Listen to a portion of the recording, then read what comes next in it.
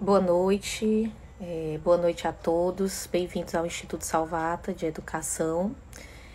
Meu nome é Catiane Lustosa, eu sou médica ginecologista aqui da Clínica Salvata e do Instituto Salvata, faço parte da direção, junto com a doutora Andresa, a doutora Sara, e desde o começo da pandemia nós iniciamos essas lives do Instituto, que são lives voltadas para a discussão de artigos científicos, de temas relevantes, não só à pandemia, mas temas relevantes à saúde em geral. E sempre com convidados, tanto convidados locais como convidados nacionais. E é um prazer sempre estar aqui discutindo esses temas com vocês, né? Espero que vocês gostem de hoje, da live de hoje. Hoje a gente convidou uma amiga muito querida, que é a doutora Mariana da Cunha Vieira, que eu vou aqui adicionar à live. A doutora Mariana, além de uma querida amiga, ela é... Oi, Mari, tudo bom? Oi, tudo bem? Estou aqui te apresentando. Então, a Mariana é nossa querida amiga, já veio aqui, já conheceu o Instituto, já fez parte de algumas atividades da gente, mas ela é médica assistente tanto da Faculdade de Medicina da USP, no setor de endometriose, quanto na Unifesp, no setor de esteroscopia. Fez fellow na Itália, né, endoscopia e esteroscopia.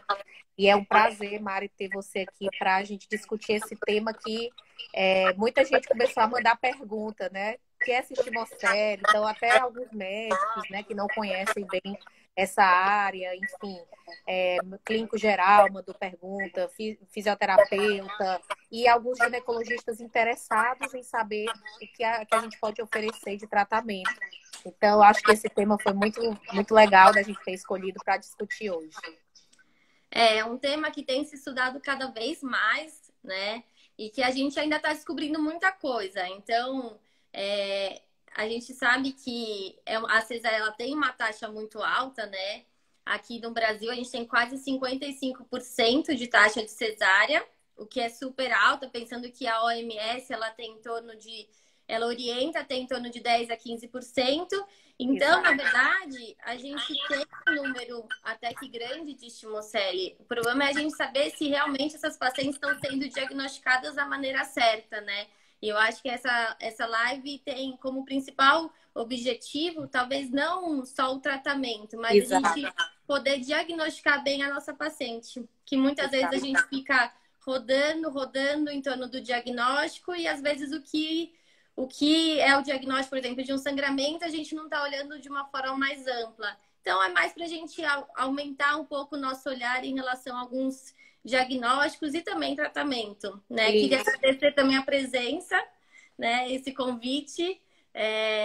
Fortaleza, para mim, tem um carinho muito grande, né? A gente já foi no começo do ano, foi ótimo. E espero que a gente continue sempre com grandes projetos, né? Com certeza, Mari, você é super querida. E a Mariana não só veio aqui no Instituto, mas ela sempre está vindo para os cursos de esteroscopia, né? Junto com a professora Raquel aqui na maternidade escola. Então é muito legal, é muito rica essa interação. E aí, falando um pouco agora do nosso foco, né, que foi a escolha desse artigo, a gente sempre começa falando um pouquinho do que é esse artigo no modo geral, né? Assim, o que ele representa, né, em termos de evidência científica, né? É uma revisão sistemática e uma meta-análise. Aí eu queria, Mari, que você falasse um pouquinho do que é esse método de estudo para poder a gente entender o nível de evidência desse artigo. Então, na verdade, o que a gente faz, né? Quando a gente quer comparar todos os estudos que a gente tem diversos tipos de estudos, então você tem estudos observacionais, aí você tem os estudos randomizados, você tem diversos tipos de estudos. E para você conseguir juntar toda essa informação que você tem e deixar ela de uma forma mais coesa, o que a gente faz? A gente faz uma revisão sistemática, né? Como que a gente faz essa revisão sistemática? Então, a gente aborda um tema, né? A gente acha palavras-chave de um tema. Por exemplo, esse tema está focado principalmente em estimocele, pacientes sintomáticas e tratamento cirúrgico. Então, a gente pega palavras-chave E a partir dessas palavras-chave, a gente procura nas principais ferramentas que a gente tem, né? Quando a gente Exato. fala de uma revisão sistemática que a gente quer avaliar de uma forma mais confiável, o ideal é que a gente procure não só numa ferramenta. Então, a gente não vai procurar só no PubMed. O ideal é que a gente procure pelo menos em 3 ferramentas, né? Tanto que nesse trabalho eles usaram PubMed, Cochrane, Embase. Então, você amplia cada vez mais as suas ferramentas para poder avaliar o máximo possível de trabalhos e poder ter um resultado melhor, né? Sem perder nenhum tipo de estudo. Então, Exato. na verdade, o que eles fizeram foi isso. Pegaram diversos estudos de diversas ferramentas de pesquisa e aí avaliaram todos esses estudos a partir das palavras-chave. Exatamente. E o que eu achei interessante é que logo na metodologia ele já explica bem direitinho esse passo a passo, né? O que é o pico, que é justamente você ver a população que você quer estudar, né? Quais são esses tipos de paciente, que tipo de intervenção é aquela que a gente vai ver e vai analisar, o fator comparador, né, que a gente vai comparar, e o resultado. Então, o pico é mais ou menos dentro da sua palavra-chave, que aqui no caso é estimocélio, o que é que eu realmente quero analisar, né? São as pacientes sintomáticas, então ele pegou pacientes sintomáticas ou inférteis, com esse defeito, né, que a gente vai explicar daqui a pouco. Depois ele pegou, o que que eu quero? Ah, não quero tratamento clínico, né? Eu quero tratamento cirúrgico. Então, eu quero avaliar as pacientes tratadas da estimocele por tratamento cirúrgico. E depois ele comparou com as pacientes não tratadas cirurgicamente ou tratadas por outro tipo, né? Ou só por segmento. E aí eles viram que alívio dos sintomas, né? Taxa de gravidez, pós. Então, o mais importante da revisão sistemática é isso, é você ter a objetividade do processo, né?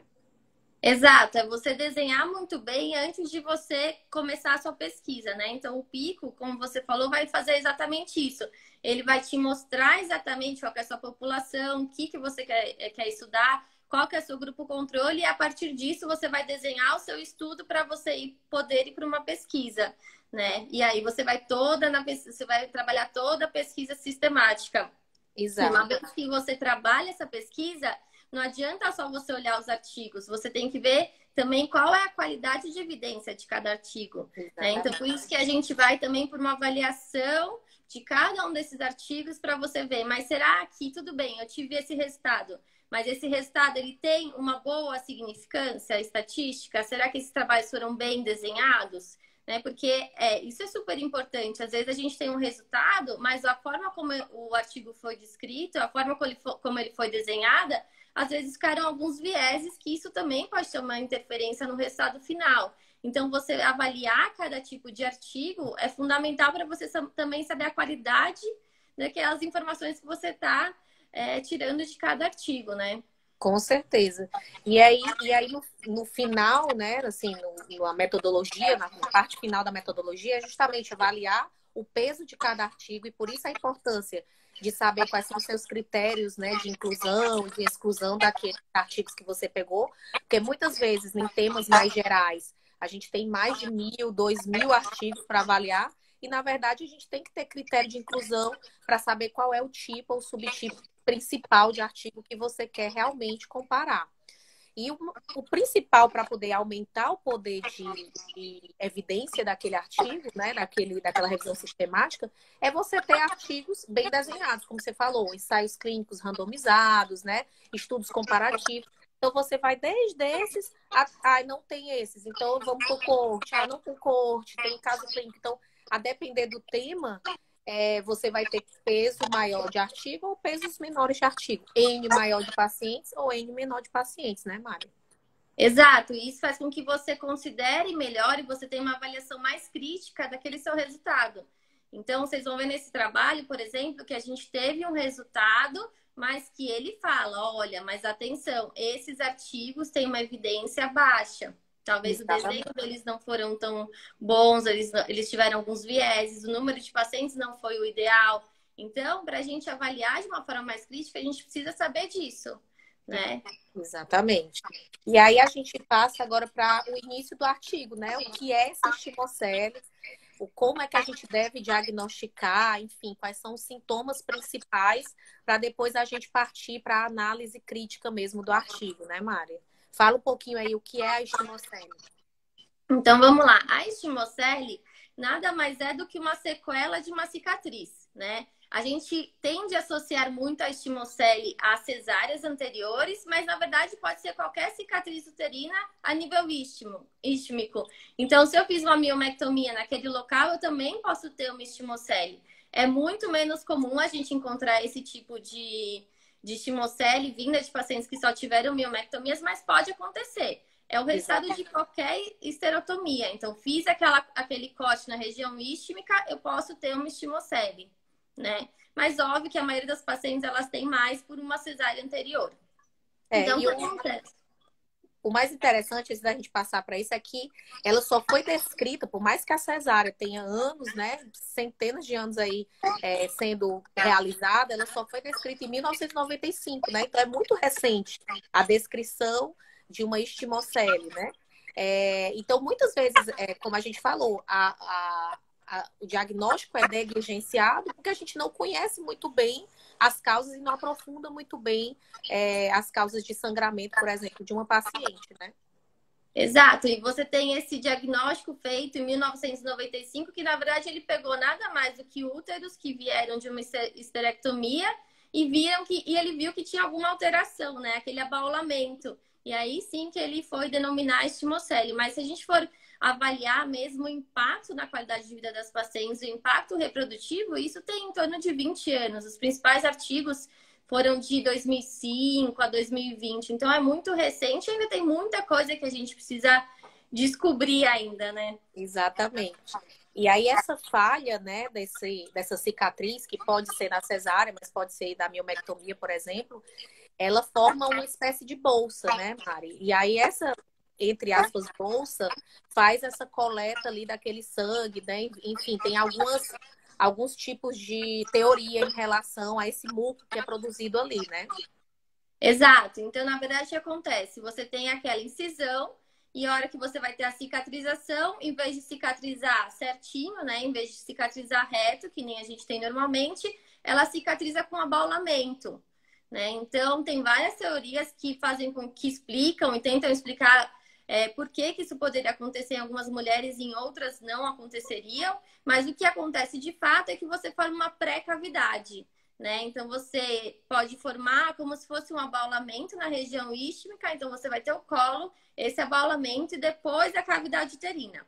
Então, é como se tivesse alguma parte que esteja bloqueando, né, essa saída normal de líquido. Então, eu tenho lá a minha menstruação, a menstruação ela vai saindo, só que tem uma área que essa menstruação vai ficando, e aí você tem esse acúmulo de sangue nessa região. Além disso, de você ter esse acúmulo de sangue, aquela região está em transformação constante. Então, você tem um processo inflamatório naquele local que está cronificando toda hora. Então, além disso, você tem uma formação de muco e um processo inflamatório que está sendo constante. Então, além de ter aquele sangramento, você também tem esse processo acontecendo. E isso vai repercutir de diversas formas, né, na paciente, a depender principalmente do tamanho desse defeito, né? Defeitos maiores tendem a ter sintomas maiores. E também está relacionado com o número de cesáreas, né? O que a gente vê é que aquelas pacientes que tiveram maior número de cesarianas, então 2, 3 cesarianas, tendem a ter defeitos maiores e, consequentemente, sintomas mais exacerbados.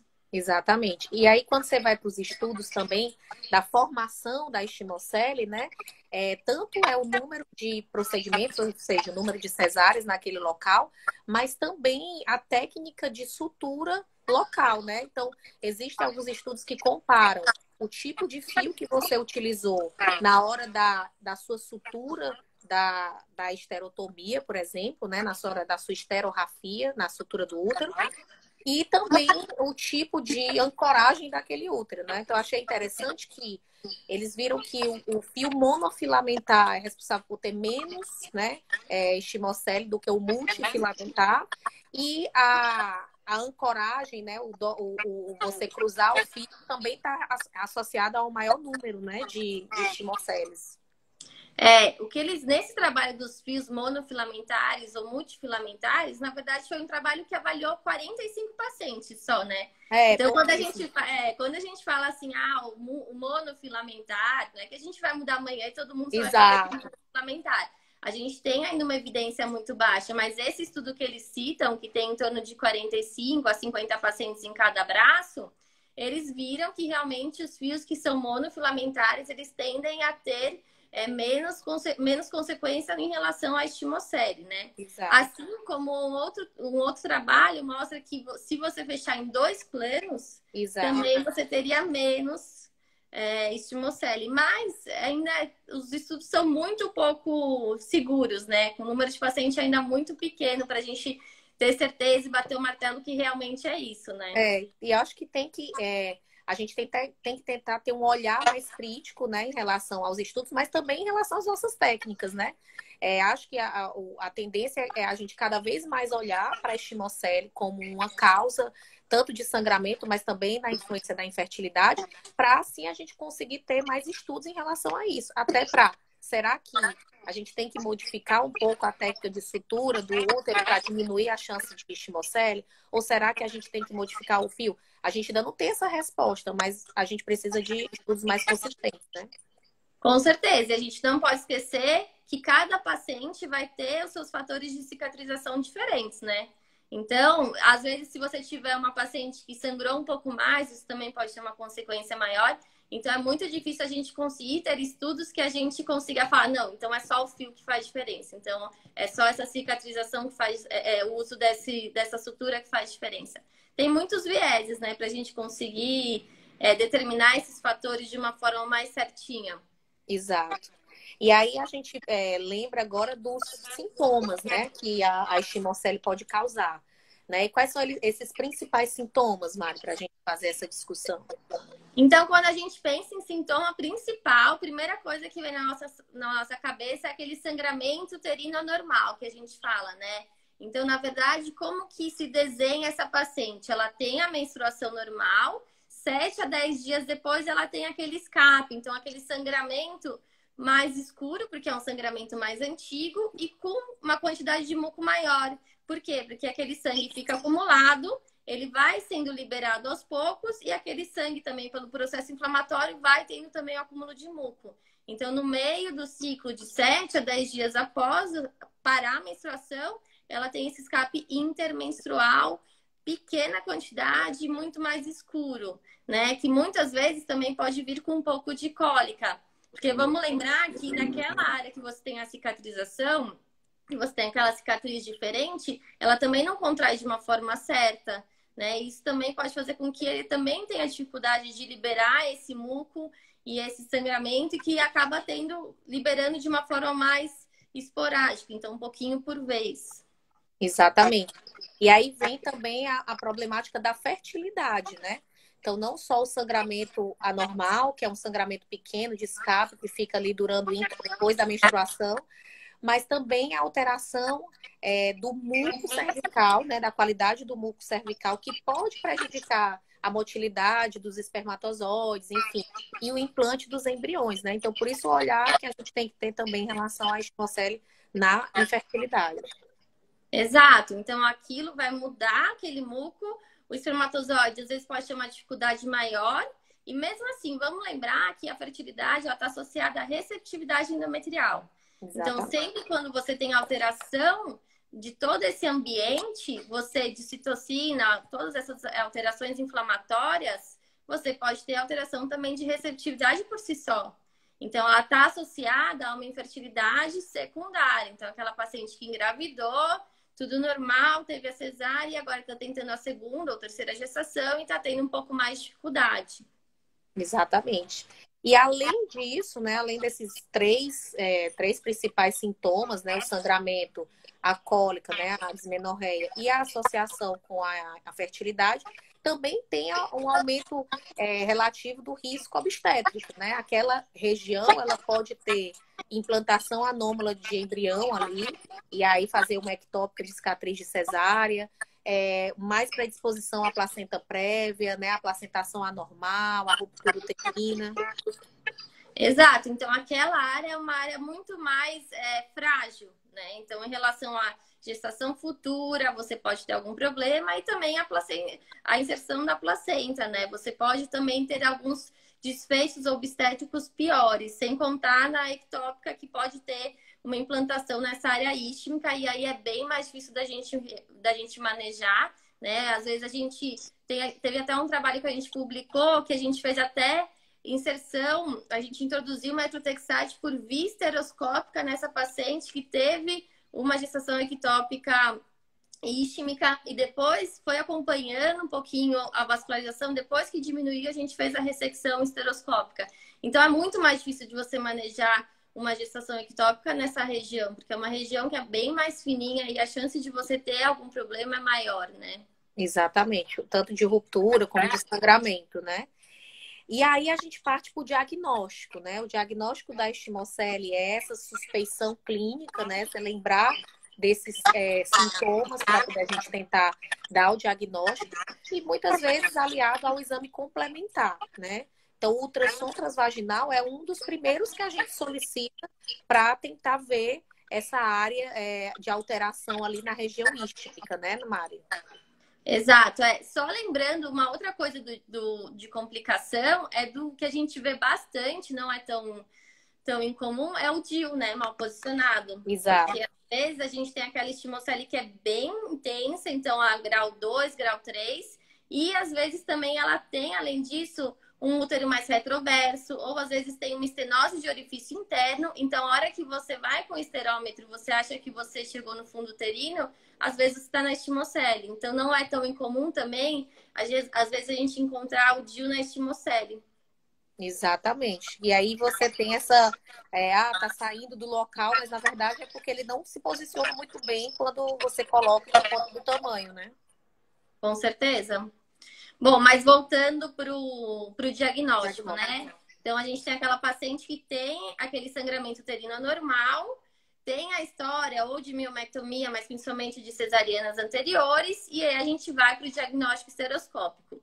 Lembra que quando eu for pedir essa ultrassonográfico, lembra que quando eu for pedir esse ultrassom, eu tenho que falar para o meu ultrassonografista o que eu estou pensando, né? Então, a gente fala sobre a hipótese diagnóstica e o mais importante de tudo, a gente pede para ele avaliar a margem miometrial livre, né? Que nem quando a gente vai pedir uma avaliação pré-miomectomia, que é a mesma coisa. A gente tem que saber o quanto que a gente tem daquele resíduo miometrial para saber qual que vai ser a nossa abordagem. Isso, assim, é fundamental para a gente planejar tratamento. Sem isso, a gente não consegue ir para lugar nenhum de tratamento, né? Não consegue manejar bem a nossa paciente. E lembrando que essa área é uma área muito próxima à bexiga, né? Ela está ali no recesso vésico-vaginal. Então, é muito importante a gente tentar dar essa pista diagnóstica para o ultrassonografista. Por quê? Porque vai acarretar a gente ter uma escolha de manejo, como você falou, a depender da espessura do miométrio para a serosa, né? Ou seja, aquela distânciazinha que tem de miométrio para a serosa do útero. E aí ele até divide um pouco, né? Quando a gente vai para o diagnóstico ultrassonográfico, em 3 tipos, né, Mari? Assim, a depender do tamanho dessa espessura. Pode ser uma bolsa, né? Enfim, um local, uma estimocele menor, mais simples, outra com ramificação, ou pode ser uma mais complexa, com várias ramificações, ou seja, vários locais de falha, né? Então o ultrassom hoje ele já está bem padronizado em relação a como avaliar essa estimocele. Isso é importante quando você vai pedir ultrassom. Então, quando ele vai fazer o corte sagital, ele já vai avaliar comprimento e vai avaliar a penetração, né? A altura, a profundidade daquela lesão, daquele defeito. E, além disso, uma das coisas também que eles preconizam quando eles vão fazer a avaliação ultrassonográfica é avaliar a altura desse defeito em relação à distância do recesso vésico-uterino. Então, onde que eu vejo minha bexiga? O quanto que eu estou longe dela? Óbvio que não é uma avaliação fácil, mas é uma avaliação preconizada quando você vai fazer esse estudo ultrassonográfico, né? Exatamente. Porque a partir daí também a gente pode lançar mão de outros exames, né? Uma esterosonografia, por exemplo, que acaba que aqui a gente não tem tanto acesso, a gente acaba não utilizando tanto como um método diagnóstico, mas a gente tem também a esteroscopia também para diagnóstico, né? Então, na verdade, a gente vai indo em etapas, né? Depois que a gente fez o diagnóstico clínico, a gente vai para o ultrassom e lembrar que o ultrassom ele tem a classificação da esteroscopia, daquele defeito, que é ultrassonográfico, né? Na prática, a gente não usa muito, mas só para saber, na teoria, a classificação é pelo ultrassom. Então, ele calcula a área a partir desse defeito e ele consegue classificar em grau 1, grau 2 e grau 3, né? Grau 1 é menor que 15, grau 2 entre 16 e 25 e grau 3 maior do que 25. E aí a gente vai para a esteroscopia para realmente avaliar esse defeito, né? E aí a esteroscopia vai mostrar para a gente exatamente um pouco da fisiopatologia dessa estimocele. Então, se a gente relembrar que ela é caracterizada principalmente por um processo inflamatório, o que a gente vai ver naquela região? Edema estromal, uma hiperemia, então você vai ter aumento daqueles vasos. Você pode ter também umas lesões polipóides por aquele processo inflamatório crônico. E também uma coisa que acontece, que a gente vai ver, além de, óbvio, ter aquela pré-cavidade que a gente já sabe, é que alguns trabalhos mostram que você pode ter uma adenomiose iatrogênica no local dessa estimocele. Então, não é... Uma das coisas que a gente pode ver é aquelas áreas bem, aqueles pontos enegrecidos da adenomiose. Não é comum a gente ver, mas é uma coisa também que a gente pode acabar vendo nesse tipo de estrutura. E o que é engraçado é que, às vezes, se você tem uma paciente que por exemplo, ela já teve 2 cesáreas, às vezes você acha 2 estimoceles em locais diferentes. Locais diferentes. E o que eu acho interessante da gente comentar aqui é que a esteroscopia, o ideal é que a gente faça por conta da fisiopatologia e dos achados que a gente pode ter em datas mais coerentes, né, Mari? Fala um pouquinho, assim, dessa época do ciclo menstrual que seria o ideal, assim.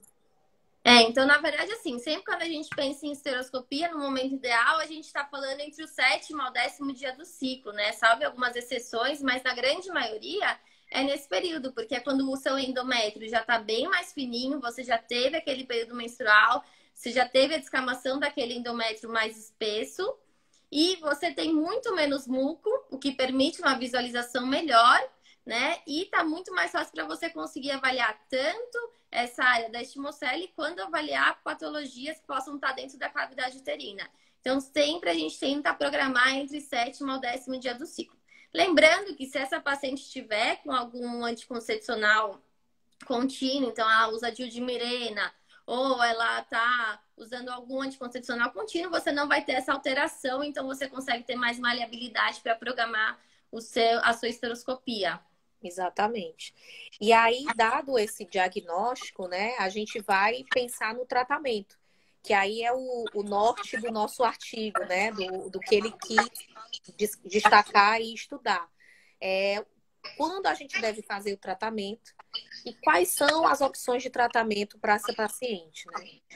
Tá, então primeira coisa, sintomas, né?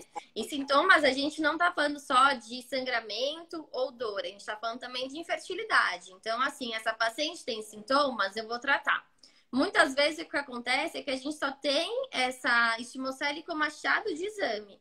E aí é bola para frente. Aí você não tem necessidade de tratar. Se essa paciente está bem, não tem sintoma, a gente vai para frente. Agora, ela tem sintoma importante, o que até a gente tenta fazer antes? Tratamento clínico. Se for um sangramento uterino normal, muitas vezes você pode tentar entrar com anticoncepcional para controlar esse sangramento, né? Eu posso tentar um tratamento clínico antes. Não deu certo, aí sim eu vou para um tratamento cirúrgico, como qualquer patologia que muitas vezes a gente tem esse tratamento clínico antes. Ou quando a paciente está em investigação de uma infertilidade secundária, né? E daí, Sim. se a gente tem essa estimocele, o ideal também é a gente ter a retirada dela, né? Enfim, a exérese dela.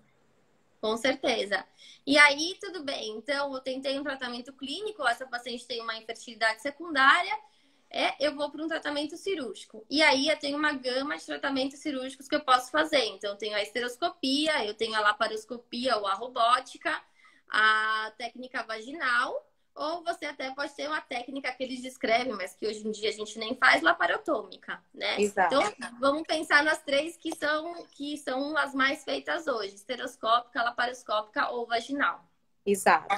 E aí foi o X da questão dele, né? Assim, a pergunta principal era essa, assim, frente a essas técnicas, Qual a mais adequada? Existe assim, a partir dessa eu já passo para essa outra, comparar entre si ou comparar e não fazer nada? Será que tem alguma benefício para paciente em relação à ressecção mesmo dessa área, né? Então, isso foi o norte da pergunta dele, né?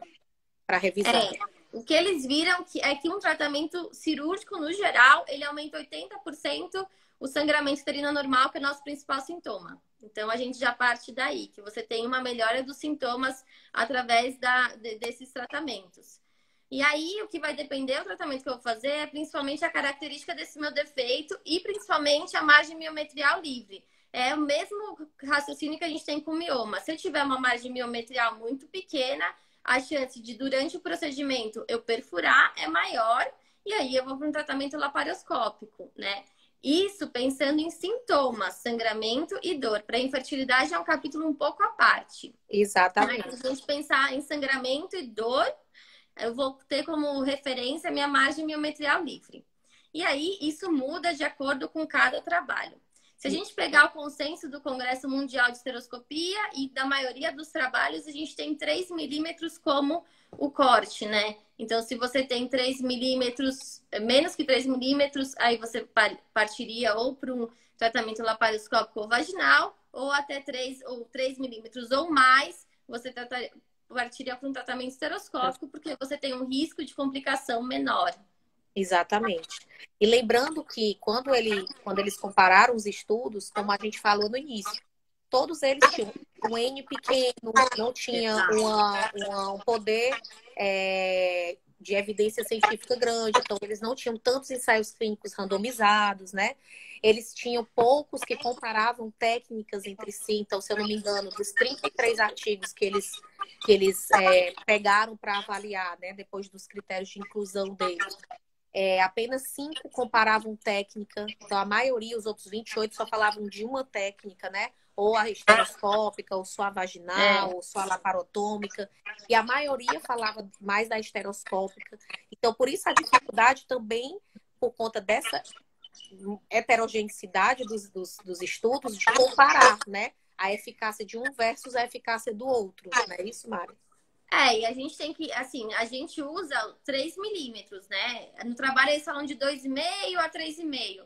Mas, no geral, a gente acaba usando 3 milímetros. Exatamente. Só que ele frisa, isso a gente tem que frisar bem, que também a gente tem que levar em consideração a equipe que está fazendo. Então, com qual técnica a equipe tem mais habilidade de trabalhar? Então, eu suturo bem, então eu vou para a técnica laparoscópica, eu estou nesse limiar de 3. Então, eu também vou ver qual que é a minha técnica que eu tenho mais habilidade, né? Isso também tem que ser levado em conta. A gente tem esse cutoff de 3, mas eu vou levar em conta também a minha técnica.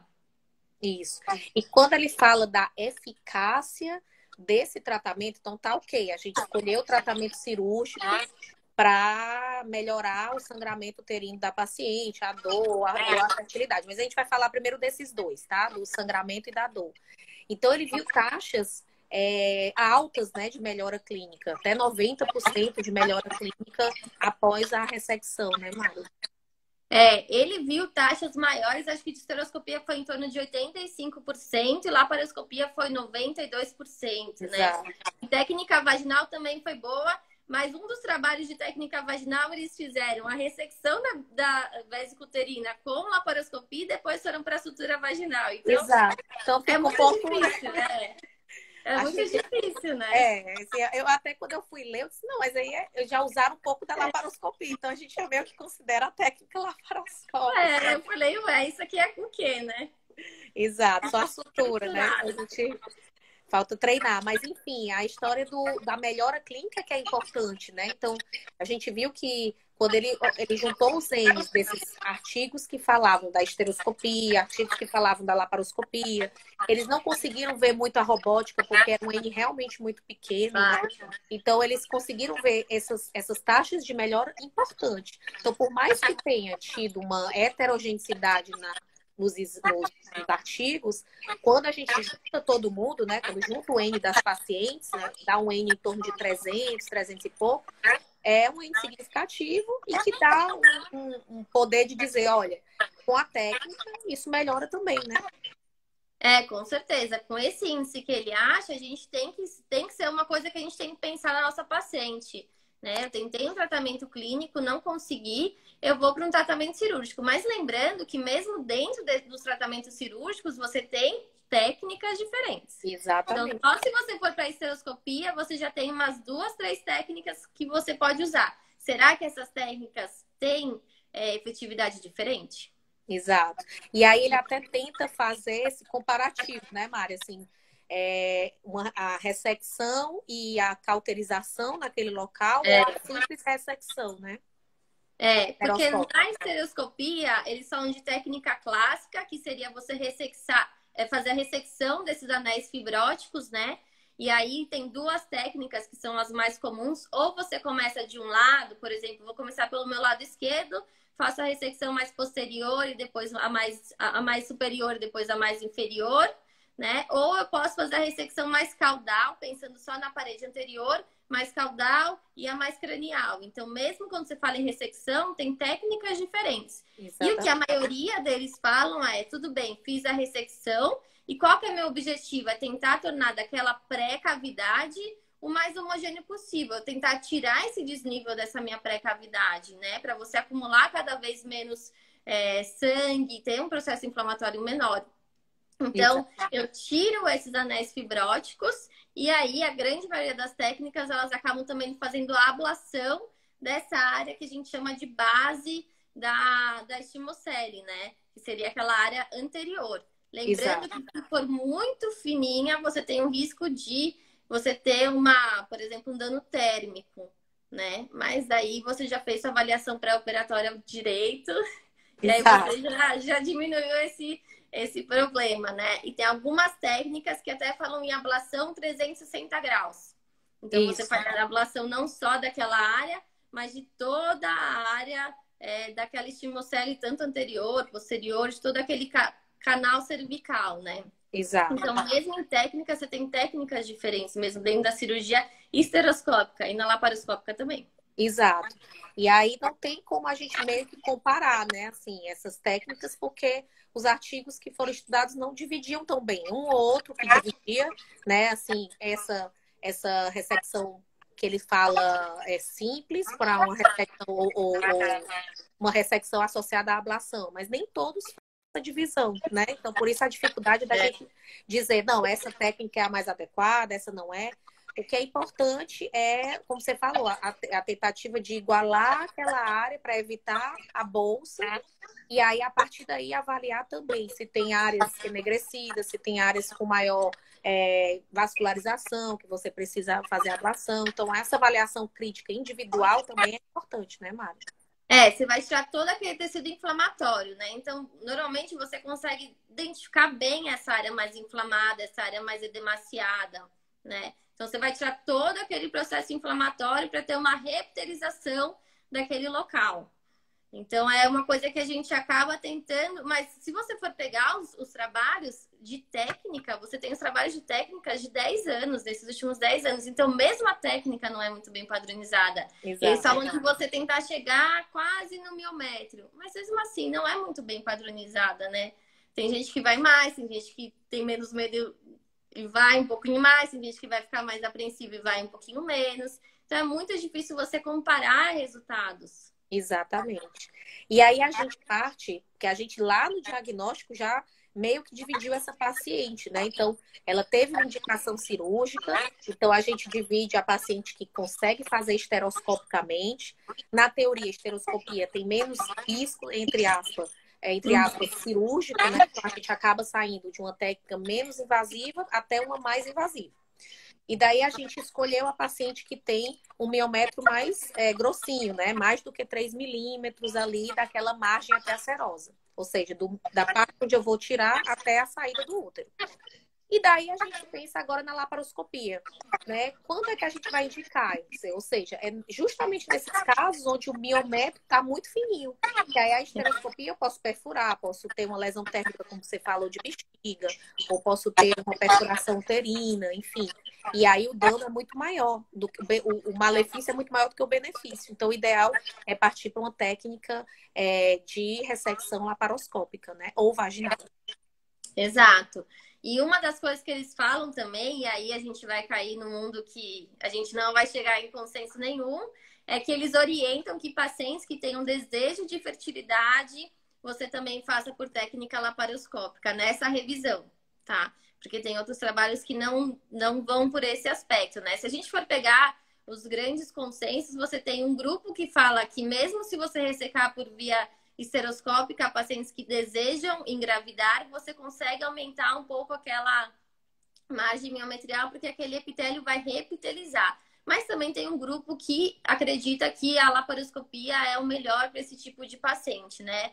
A gente também não tem isso padronizado. Então, do ponto de vista de fertilidade, é bem complicado ainda você chegar no consenso.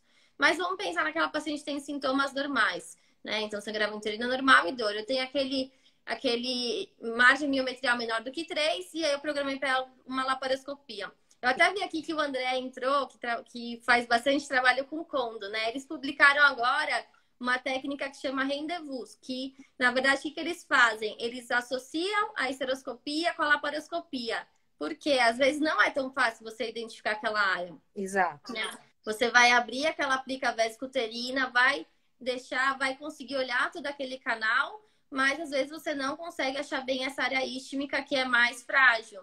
Então, e daí faz até aquela transiluminação, né? Que é justamente você tentar ver aquela área iluminada, né? Pela via esteroscópica para poder te auxiliar na laparoscópica. Eles até falam que é sinal de Halloween, sinal das bruxas. Exatamente. Porque fica aquela coisa bem laranja, assim, bem Halloween mesmo, a hora que você apaga a luz da laparoscopia, né? Exato. E aí você consegue determinar bem. Não, e uma das maneiras de você facilitar a sua cirurgia, a sua técnica cirúrgica, né? Com certeza. Mas é interessante porque na laparoscópica, diferente da via esteroscópica, você consegue ressecar um lugar maior e ressuturar com uma margem miometrial mais sã, entre aspas. Porque você retira toda a região fibrótica e ressutura aquela região de maneira adequada, né? Exato, você consegue ter muito mais maleabilidade para trabalhar, né? Então, identifiquei aquela minha área. Tem gente que acaba não consegue associar a esteroscopia com a laparoscopia, então às vezes entra com manipulador, identifica aquela área com manipulador, mas se você puder associar a esteroscopia é melhor, e aí resseca aquela área, e normalmente é assim, a hora que você abre já começa a sair muco, né? Exato. Aquela área sempre tem um acúmulo maior de muco. Então começa a sair muco, você resseca e precisa ressecar bem. Ainda porque se você não ressecar bem, você não vai conseguir fechar. Você não vai conseguir suturar porque ela vai estar muito mais frágil. Exato. Né? Aí você resseca e aí você vai para sutura. Né? E aí também a gente cai num outro tema. Tudo bem, aí como que eu vou suturar? Exato. Aí vem para aquela parte inicial que a gente conversou. Porque cai na mesma história da esterotomia, mesma né? História. Se vai fazer com fio monofilamentar ou multifilamentar, ou se vai fazer em 2 camadas ou camada única, ou se vai cruzar o fio, ou se vai, né, fazer as interrupções. E aí os trabalhos são pequenos, como a gente já comentou, a gente não tem ainda um poder de dar um conselho, né, para as pessoas de como, mas a tendência é que seja ali numa camada dupla, né, Mari? E tendendo a usar um fio mais monofilamentar, né? Exato, até essa publicação do Cono, que o Ramiro também está aqui, que ele também está nesse trabalho, foi exatamente isso. Eles suturaram em 2 camadas com um fio monofilamentar. Essa paciente depois engravidou e teve a gestação normal.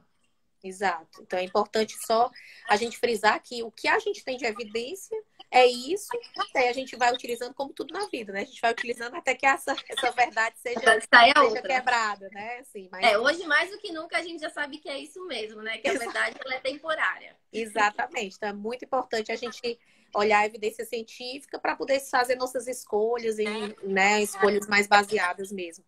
Então, técnica com fio monofilamentar. E aí também, assim, que é uma dúvida muito, muito frequente com os residentes, principalmente, né? A hora da cesárea, por exemplo, de suturar. Então, a maioria dos staffs, a maioria dos preceptores, eles suturam e cruzam o fio, né? E vão cruzando. E daí veio esses estudos que trouxeram que o ideal é não cruzar, né? O ideal é que você vá, se for fazer um contínuo e único, que não cruze, para evitar Falhou.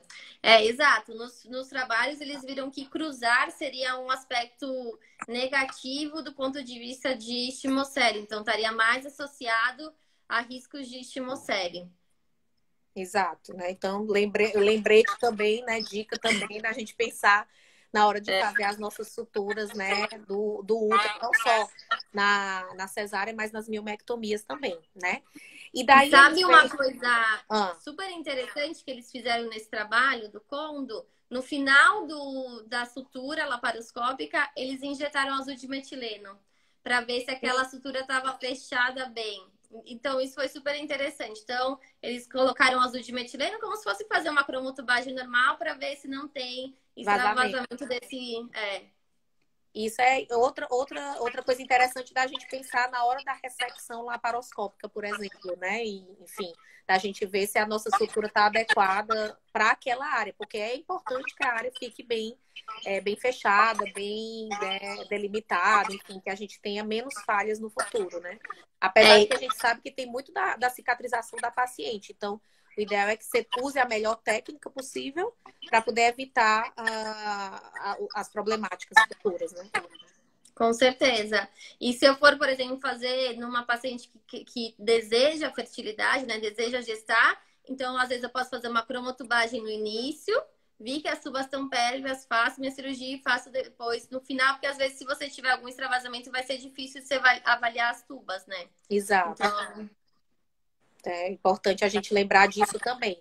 E aí eu tô vendo aqui que a técnica vaginal é justamente o que a gente falou, né? Que é uma técnica que em alguns trabalhos ele traz associada à laparoscópica. Então, na verdade, ele fez mais uma colposcopia pela vagina do que realmente uma ressecção via vaginal. Então, eu acho que o mais factível mesmo é a gente pensar na esteroscopia e na laparoscopia como duas técnicas principais na ressecção da estimocele, e o diagnóstico anterior, né, de você fazer um planejamento pelo tamanho, né, pelo que você vai vir pela frente em relação a risco cirúrgico do tamanho do miométrio, né?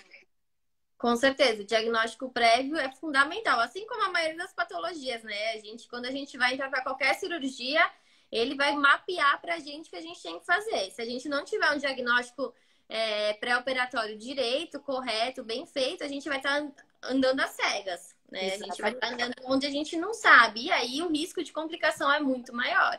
Exatamente. E outra coisa que eu achei interessante, Mari, que na hora da discussão, que ele vai discutindo, ele fala também um pouco da história do útero retrofletido, né? E esse útero retrofletido, ele tem uma dificuldade também de você fazer essa ressecção, né? Exato. Então, o útero retroverso, o que eles acham? Que você tem uma angulação maior, então isso também dificultaria a ressecção e também eles não sabem se isso faria com que essa paciente tivesse um outcome pior, por exemplo. Então, tivesse um resultado pior. Porque o que eles falam é que como você tem o útero retroverso, você tem um risco maior de ter uma dificuldade de esvaziar este útero, né? Exato. E aí, por isso, talvez a dificuldade ou a persistência, né, da estimocele. Pela angulação também ali do colo, né? E lembrando da angulação, uma coisa que, assim, é bem preconizada é o tipo de aparelho que eu vou usar. Então, se você for pegar estudos mais antigos, eles usaram o ressectoscópio. Mas se você pegar estudos mais recentes, o ideal é que você trabalhe, por exemplo, com mini ressectoscópio, né? Aquele de 16 French, que você não tem que dilatar. Por quê? É um instrumento menor, você tem mais mobilidade, você consegue chegar a ângulos melhores. Exatamente. Né? A sua alça ela é mais fininha. Esse é o tipo de cirurgia que você não vai ter aqueles cortes maiores, né? Você vai ter que trabalhar com cortes muito mais finos, com uma precisão, muito, né? Com muito mais precisão. Então, nessas cirurgias, o mini ressectoscópio tem um fator fundamental, independente dele ser usado no centro cirúrgico, ele tem um papel importante para você conseguir chegar em todos os ângulos e conseguir ressecar de uma maneira melhor. Exato. E aí, puxando o gancho dessa parte cirúrgica, né? A gente já falou das técnicas, a gente vai falar de um pouquinho de complicações, né? Então, esse trabalho, ele também viu as taxas de complicação, né, dessas técnicas que a gente acabou de descrever, e as taxas foram realmente bem baixas, né? Super. Claro, você pode ter a perfuração uterina, uma lesão de bexiga, até uma formação de fístula vesico-uterina, mas as taxas de complicação não foram altas, né? Foram abaixo de ali, próximo ali de 1% e pouco por cento, né? Na verdade, nesse trabalho em específico, onde que ele viu maiores complicações? Claro, foram baixas. Acho que no máximo foi da vaginal, que tinha 2 e alguma coisa. Isso. Mas ele viu maiores complicações nos procedimentos que você teve que ressecar a bexiga. Lembra que quando você tem a cicatriz da cesárea, você não tem só aquela região que está com uma cicatrização diferente. Normalmente Exatamente. você tem uma bexiga que está muito mais aderida. A ressecção é muito mais difícil. Então, a maioria das complicações que eles viram foi na laparoscopia e na cirurgia vaginal, em que você tem que fazer a ressecção naqueles espaço vésico-vaginal, vésico-uterino, e que você não conseguiu achar muito bem o plano, porque é óbvio que isso traz uma cicatrização diferente, uma fibrose muito mais intensa, né? Exato. Então, por isso que essas técnicas tiveram mais complicações, que normalmente foi perfuração e alguma alteração, principalmente na bexiga, né? Que eles tiveram que suturar depois. Eu até peguei aqui a cola, deu 1,8% de taxa de complicação perioperatória para vaginal, 1,5% para laparoscópica e 0,3% para esteroscópica. Então, justamente com esse viés de que nas duas primeiras técnicas você tem um acesso ali nesse recesso, né, vésico-vaginal, e que por vezes você tem uma cauterização da bexiga, ou realmente uma abertura, né, da bexiga. Então, é importante lembrar que não é isento de riscos, mas que os riscos são bem baixos, né? São bem pequenos.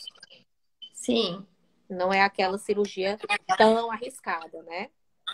Não, o risco é baixo, e aí você tem que sempre, como qualquer cirurgia, você vai expor isso para a paciente, né? E vai decidir com ela risco-benefício do procedimento, né? Isso é uma coisa que a gente faz constantemente, principalmente em endometriose, você expõe riscos, né?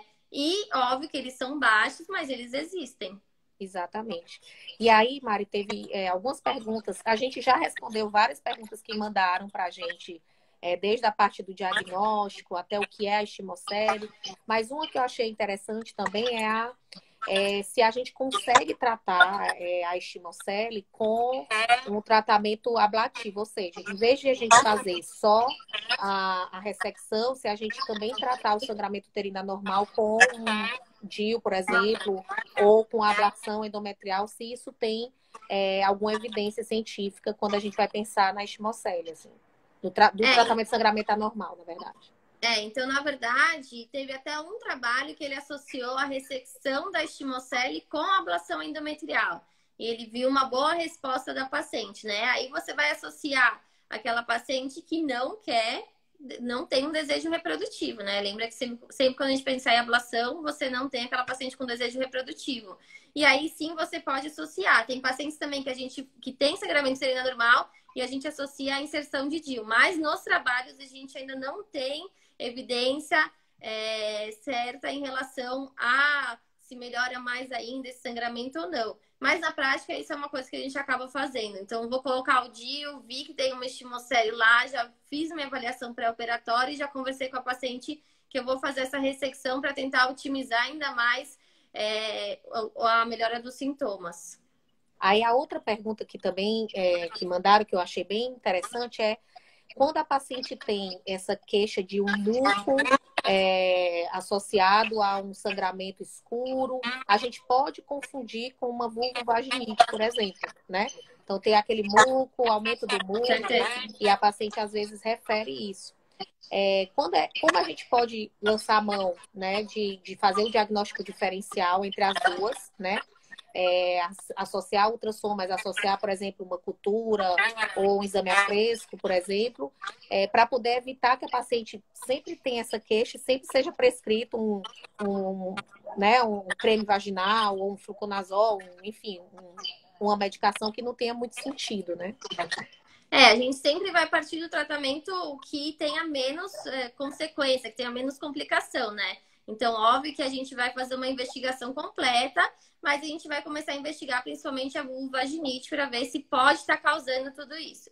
Descartei outras causas lembra que a gente vai voltar em casos de sangramento uterino anormal. Tem que descartar tudo, né? Então, a gente vai para aquele palm coin, né? Vou Exatamente. descartar a coagulopatia, vou descartar miomas associados, vou descartar tudo que pode causar sangramento uterino anormal. Vi que não tem outras causas. Tem um ultrassom mostrando uma estimocele importante, aí sim eu vou para um tratamento cirúrgico. Mas eu preciso descartar primeiro todas as causas de sangramento uterino anormal e também, por exemplo, de um aumento de muco associado a uma vulvaginite. Exato. Então, é importante assim, a gente ter esse alerta, né, da doença, não hipertratar, né, ou tratar empiricamente como uma vulvaginite, por exemplo. Então, é importante a gente lembrar desse diagnóstico diferencial dos mucos, né, aumentados nas pacientes, para poder a gente realmente ter um diagnóstico mais preciso, né? E alertar os radiologistas. Eu acho que a grande lição também da estimocele é essa sensibilização, né, do clínico solicitando, pensando naquela doença, e o radiologista vendo, pensando também na doença, né? É a mesma coisa, quando a gente vai entrar na cirurgia, a gente já tem todo um pré, né? A gente já tem toda a nossa anamnese.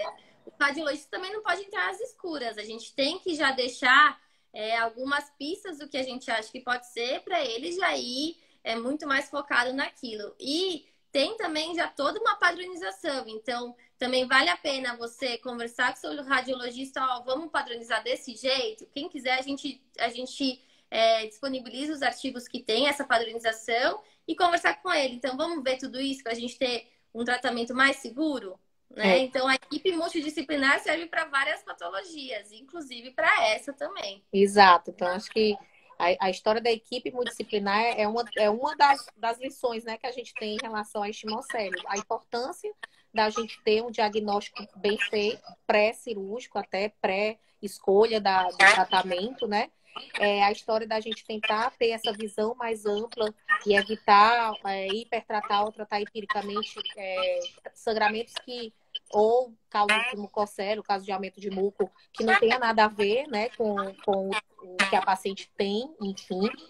E alertar também as técnicas minimamente invasivas, né, que são factíveis, que têm riscos baixos. A gente tem poucos trabalhos, né, não tem tanto trabalho ainda em relação a essas ressecções, mas o que a gente tem, a meta-análise que a gente consegue ter, né, que foi ela nos assegura de que é um método seguro e eficaz, né?